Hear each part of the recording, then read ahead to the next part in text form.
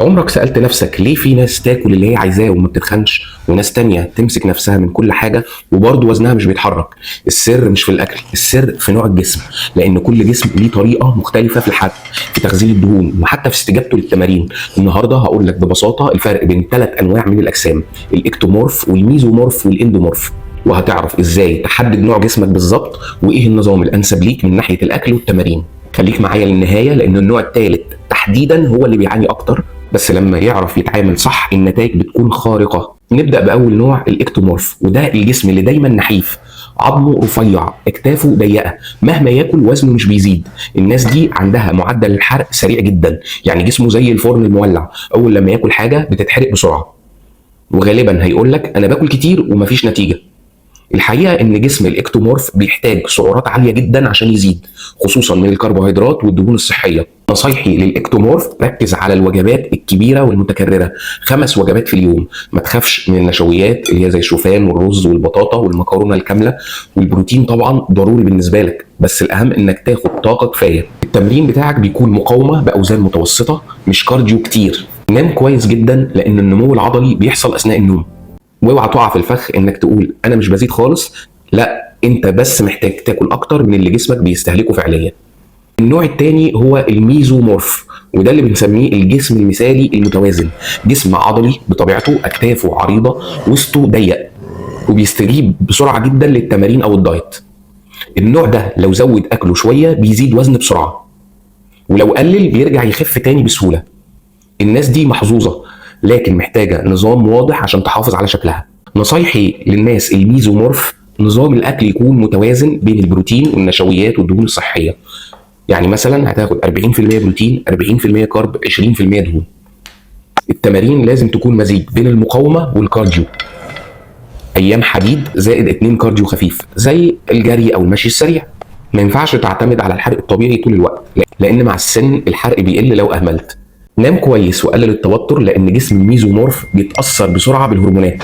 وخليني اقول لك سر بسيط: الناس دي اكتر ناس ممكن تبني جسم رياضي بسرعه لو التزمت. فلو انت ميزومورف حافظ على النعمه دي. نخش بقى على النوع اللي اغلب الناس بتشتكي منه، اللي هو الاندومورف، وده الجسم اللي بيخزن دهون بسهوله جدا، خصوصا في البطن والارداف والجزء السفلي، وغالبا يقول لك انا باكل لقمتين واتخن. الاندومورف عنده معدل الحرق بطيء شويه، وبيحتاج وقت اطول عشان يشوف نتيجه، بس لما بيظبط نظامه بيخس بقوه جدا. نصايحي للناس الاندومورف: قلل الكربوهيدرات البيضاء قدر الامكان، العيش الابيض والسكر والحلويات. ركز على البروتين والخضار، وحافظ على نسبه دهون صحيه من زيت الزيتون والمكسرات والافوكادو.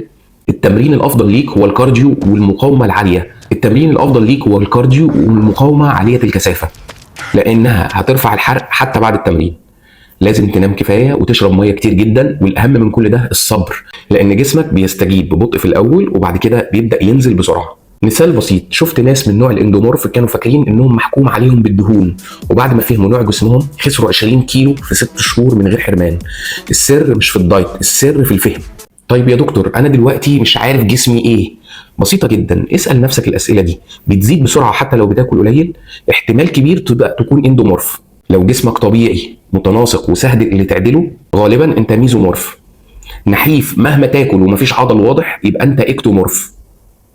وخلي بالك مش شرط تكون 100% نوع واحد، اغلبنا خليط، يعني ممكن تكون ميزو باتجاه واندو باتجاه اخر. الفكره انك لما تبقى فاهم جسمك هتبدا تتعامل معاه بذكاء بدل ما تحاربه.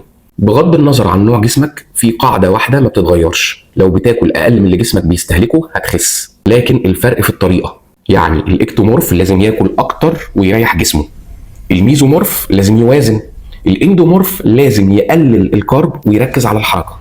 فبدل ما تقارن نفسك بغيرك، افهم نفسك انت الاول، لان جسمك ليه طريقته وليك بصمتك الخاصه في الحرق. لو وصلت للنقطه دي فده معناه انك مهتم فعلا تفهم جسمك، وده اول واهم خطوه في رحله التغيير.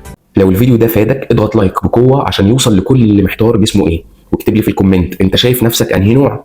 وما تنساش تشترك في القناه وتفعل الجرس، لان اللي جاي هنتكلم فيه عن ازاي تظبط نظامك الغذائي لكل نوع جسم بالتفصيل، وهدفنا نوصل ل 100,000 مشترك قبل نهايه السنه، وانت جزء من الرحله دي.